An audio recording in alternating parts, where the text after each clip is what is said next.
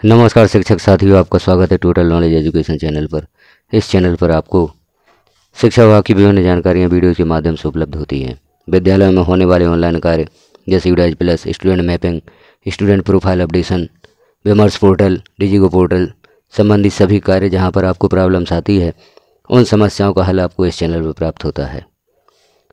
तो आपका एक बार पुनः स्वागत करते हुए हम यहाँ एक नया आदेश देखते हैं जो कार्यालय जिला शिक्षा अधिकारी जिला सागर द्वारा जारी हुआ है। अतिथि शिक्षकों की पुनः या फिर से काउंसलिंग होगी। अभी प्राथमिक शिक्षकों की काउंसलिंग हो चुकी है, अब माध्यमिक शिक्षक और उच्च माध्यमिक शिक्षकों की काउंसलिंग होगी। यह आदेश समस्त विकासखंड शिक्षा अधिकारी जिला सागर, समस्त संकुल प्राचार्य उच्चतर माध्यमिक विद्यालय और हाई स्कूल जिला सागर के लिए जारी किया गया है। इसका विषय है अतिथि शिक्षकों को कमी वाली शालाओं में काउंसलिंग के माध्यम से पदस्थ करने विषयक। संदर्भ यहाँ पर दिया गया है। आदेश को देखते हैं विस्तार से। कब होगी काउंसलिंग, किन शिक्षकों की होगी काउंसलिंग। विषयांतर्गत संदर्भ पत्र के निर्देश के क्रम में दिनांक 29/8/2024 को अतिशेष सहायक शिक्षक या प्राथमिक शिक्षक की कमी वाली शालाओं में काउंसलिंग के माध्यम से पदस्थ करने संबंधी प्रक्रिया हुई। उसमें एजुकेशन पोर्टल पर अतिशेष शिक्षकों की प्रविष्टियां सही अपलोड नहीं होने के कारण विसंगतियां उत्पन्न हुई, जिसके कारण अतिशेष शिक्षकों का चिन्हांकन करने में परेशानियों का सामना करना पड़ा। उपरोक्त के संबंध में आपको निर्देशित किया जाता है कि अतिशेष सहायक या प्राथमिक शिक्षक की भांति अतिशेष उच्च श्रेणी शिक्षक और माध्यमिक शिक्षक की विषयवार काउंसलिंग के माध्यम से कमी वाली शालाओं में पदस्थापना की कार्यवाही आगामी तिथियों में संभावित है।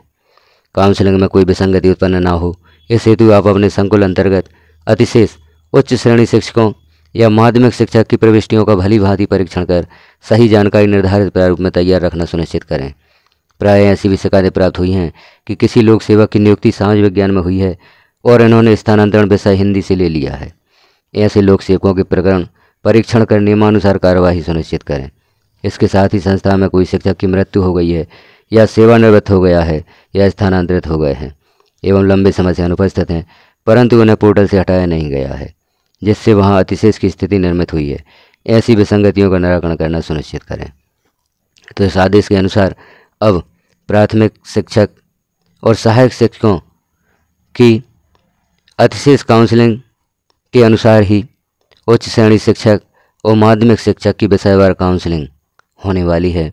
इन शिक्षकों को जिन विद्यालयों में शिक्षकों की कमी है उन विद्यालयों में भेजा जाएगा।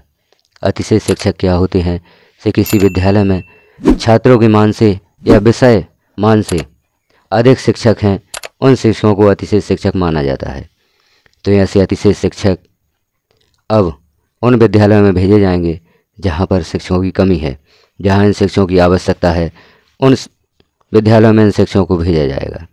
तो अभी जो प्राथमिक शिक्षक और सहायक शिक्षक की काउंसलिंग हुई थी अतिशेष शिक्षकों की, उसमें जो विसंगतियां थीं, उन विसंगतियों के कारण इन शिक्षकों की काउंसलिंग में प्रॉब्लम्स उत्पन्न हुई हैं, परेशानियाँ उत्पन्न हुई हैं। उस हेतु यहाँ पर इस आदेश द्वारा अवगत कराया गया है कि अब इस प्रकार की विसंगतियाँ ना हों, ताकि अतिशेष की काउंसलिंग में किसी प्रकार की परेशानी ना हो। तो पूर्व से तैयारी रखें। आगामी तिथि में कभी भी तिथियाँ घोषित की जा सकती हैं कि कब उच्च श्रेणी शिक्षक और माध्यमिक शिक्षकों की काउंसलिंग की जाएगी। तो सभी अधिकारियों को निर्देशित किया गया है।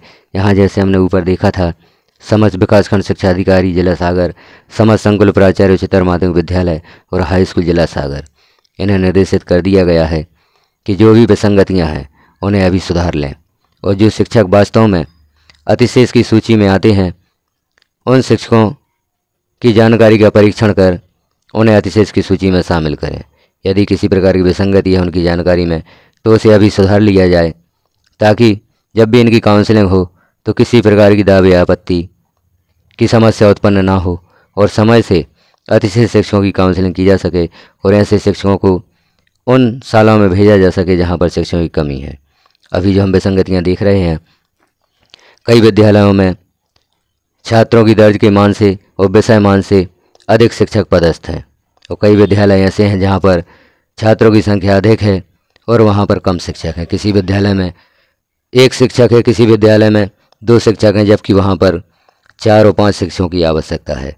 तो अब अतिशेष की सूची जारी करें और ऐसे शिक्षकों को काउंसलिंग हेतु भेजा जाएगा और उनको काउंसलिंग के माध्यम से शिक्षकों की कमी वाली शालाओं में भेजा जाएगा। आप यदि देखना चाहते हैं कि आपका नाम अतिशेष की सूची में तो नहीं है, और यदि सूची में है तो विसंगति से तो नहीं है, सही मान से ही आपका नाम अतिशेष की सूची में है, तो आप अपना नाम यदि देखना चाहते हैं अतिशेष की सूची में, तो आप इस चैनल पर पूर्व में जो वीडियो पब्लिश किया गया था उस वीडियो को देखकर देख सकते हैं कि आपके विद्यालय में क्या किसी शिक्षक का नाम अतिशेष की सूची में है। आप देखें, चैनल पर विजिट करें और वहाँ पर देखें कि आपके विद्यालय में किसी शिक्षक का नाम अतिशेष की सूची में तो नहीं है। उस वीडियो में बताया गया है किस प्रकार से आप अपने विद्यालय में अतिशेष की स्थिति देख सकते हैं। तो आप चैनल पर विजिट करके वह वीडियो अवश्य देखें, क्योंकि आपका नाम भी अतिशेष की सूची में शामिल हो सकता है या किसी और शिक्षक का नाम अतिशेष की सूची में शामिल हो सकता है।